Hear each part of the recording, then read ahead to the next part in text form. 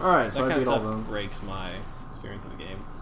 I don't remember. Pokemon Coliseum on GameCube was also the same way. It's a very similar style. Like, yes, you're playing, but it's not that good. It's fun and there's a story, but it's not that good. There's a story in Coliseum?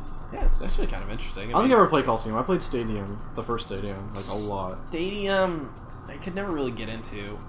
As I've gotten older, and kids don't notice this, but like as I've gotten older, there's a good like 4-second lag in between most of your input decisions on a lot of games. There is.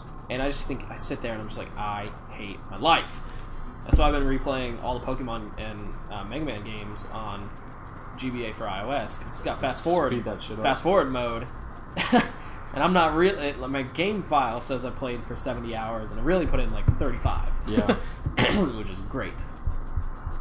No, definitely Nintendo specifically has a lot of games where it's like just kind of delayed a little bit. Yeah, not like the main games, like Zelda and Mario, not so much, but some of the lesser it's just games, like, I guess. In Pokemon, I sit there and I think about how it's like every round I click attack, and then I select my move, and then it'll say the attack, then it'll play the animation, which I can turn off, and then it'll flash the other sprite, and then it's just, I count the seconds, and there's a good like 10 seconds every round. In fact, here's a good example. So they made it so hard to catch Kyogre or Groudon in Pokemon Emerald that they recommend you come in with 30 Ultra Balls. See, that seems ridiculous to me. And they gave both of them the power of rest, and their 70 levels total. And understanding how Pokemon catching works, I saved a state right before I threw a Pokeball, and then I reloaded that state 45 times. And here's actually a good story, and I kicked myself for this. This never happened, ever. Like, I've caught one shiny Pokemon, and I've gotten lucky in the game a couple other times. Here's a good example of getting lucky when I should not have. So I go to the weather control area, and I get the guy's like, oh, there's a bunch of rain over in these islands. So I go over to the islands, but I didn't have my HM boat with me, which I used Azumarill in that game, so I didn't have dive. So I was like, whatever, I'll check to see if Kyogre is actually here or the game's tricking me, or however you say that name. And so I teach dive to my Swampert and take away, like, I don't know, Earthquake or something. That was a TM. Mm-hmm. I walk in, I'm not making this up, you have to believe me. I walk in, I go to Kyogre, I was like, alright, cool, he's level 70, I'm gonna get wrecked. I should probably go train a little bit. But for fun, I throw an Ultra Ball, catch him on the first try, no damage, no nothing. Caught Kyogre first try, I'm telling you. And I just sat there, I was like, alright, I'm doomed. Like, I couldn't save that playthrough, because I was like, I don't want to, go back and have to find a TM for Earthquake again. So I reloaded the state, got Azumarill, came back, and I spent the next 2 hours throwing the Ultra Balls over and over and over and over again. Oh, man. And eventually I got him, for sure, but, like... It's such a numbers game. It's ridiculous. And that, again, that's artificial difficulty. Because any Pokemon player is gonna catch Kyogre no matter what. It's just like, if I spend a minute on it, and you spend a couple hours, that's stupid. It's the same. It's just because. It's the same end result. Yeah. It's like, give me 3 Master Balls, just let me do this. You wanted a carrot? Oh, okay. Oh, yeah? That's what they say. So, who's he eat it with? What if you eat the whole thing? By yourself. Your destiny becomes intertwined with yourself. He throws it away! He's like, nah.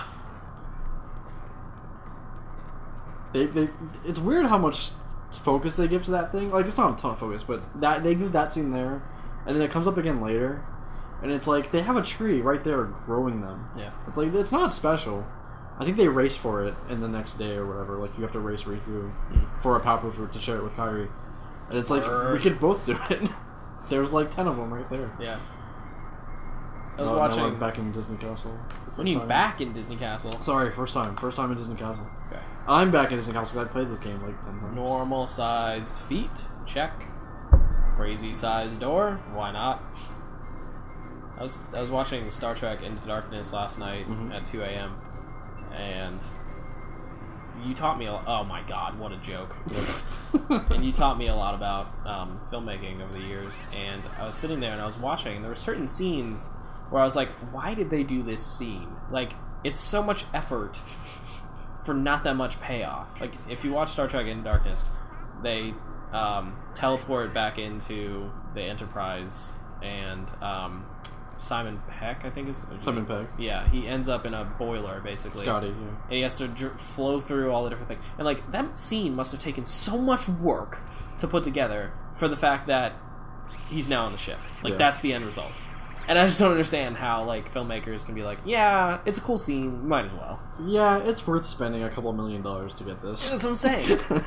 There's a couple times where I was watching it where I was like, But I mean, that's what just... What the hell? That's such a small thing. Those shoes look like blades. Yep. Goofy's your guy. He fights with shields. That's his weapon. Yeah. He's a shield fighter. Goofy's chill, man. He is super chill. Donald Duck is like always... What an asshole! Yep, you just cast thunder on him. Because he won't wake up. What a dick. But no, that's so common though. Like, a couple months ago, we were talking... I guess a couple months ago. It might have been a year ago now in film school. We were talking about Seven. We were studying kind of Seven for a lecture. And, like, there's so much detail in each of the crime scenes in Seven that you will never, ever see by watching the movie. Like, ever. For instance, there are bookcases of notebooks that John Doe was supposed to have written in the movie. They're all filled out and written handwritten by set dressers and stuff. It's ridiculous. It's like nobody... Are the executive producers like, aware obviously, of this? yeah, they all know. And it's like, obviously, we can't see through those notebooks. And there might be one scene when Brad Pitt or Morgan Freeman opens it to one page. But no, they wrote on every page in all those notebooks. And it's why? So, I read an interview one time after I finished Scrubs where I think the showrunners were talking about the final season and how it was a reboot without being a reboot. I did not pay attention to what I was supposed to do. Lol.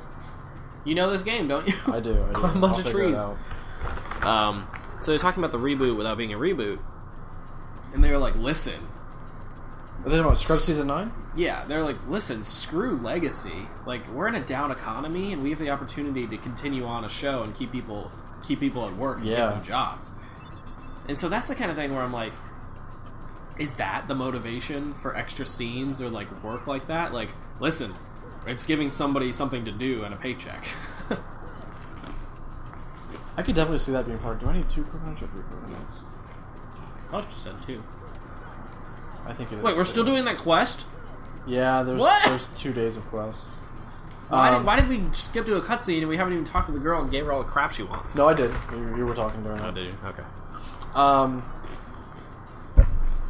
Yeah, I mean, I guess that could be every part game. of the I would motivation always walk of it. as far out as I could to see if I could drown. Yeah, you can't drown in this game. You stop like not far. Glub, glub, glub. Half-Life 2, death by parasites. Well, Halo 2, you go a lot farther just than I drown. thought. There you go. That's how far you go. Well, that's pretty good. More than you should ever need to go. Mm-hmm. There's nothing out there. Where's the fish? There's the fish. So you said that what a pain in the ass. That was the equivalent of what? Like, 1 inch by 1 inch on the screen? How am I supposed to find those things without knowing that they're there? Yeah. Maybe the fish is in the waterfall. How do I know? Arbitrary time wasting. Do I have to run here yet? I probably don't. So Anyway, I wanted to pick your brain about Spider-Man being in the Marvel Cinematic Universe now. Yes! Okay. Because I couldn't care less. You couldn't care less? That's insane. And you're like a nerd too, so like you should really care and you don't. That's crazy. It's I'm curious I'm curious what other people think.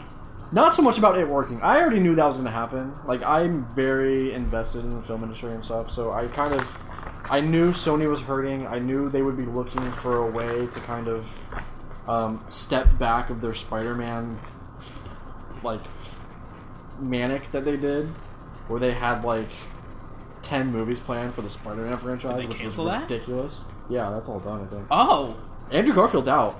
Oh, what? The Amazing Spider-Man franchise is over. What? They're recasting Spider-Man for the Marvel movie. I'm so confused. I did not know any of that. Yes, that's the thing. Andrew Garfield's done. His Spider-Man reign was cut short, which I hate. I love Andrew Garfield. I thought he was great. I thought he was amazing. He was fantastic. He was the best Spider-Man we've seen. Did he want to leave, or did they want him to leave? Marvel's starting from scratch. Marvel's uprooting, which I understand. I totally understand it. And one of the things one of the first things I thought when they announced this was happening was, okay, well, they're going to recast Spider-Man. I know that. They better not make it Peter. It needs to be It needs to be Miles Morales, and God willing, it will be Donald Glover playing him. Bullshit. That'd be amazing. Donald Glover would be he's a little old, but they can mess with Miles' age and stuff in the cinematic verse. It's fine. And I don't want to see another Peter. Like, we've seen Peter's origin story in 2 movie franchises and countless TV shows, like animated shows. There was a live-action show back in the day. Like, we've seen it over and over again. Like, I can say that I honestly don't know who Miles Morales is, or whatever you said. He is the not the current Spider-Man, because Peter's back again. But the New 52! Peter... No, that's DC. DC is New 52. Oops. Oh god. What do we want to name the raft? Did they just make that name up? That's the default name, yeah. How do I do race? Circle. Do Morales. Morales. It's Spanish for morals. Is it? Morales.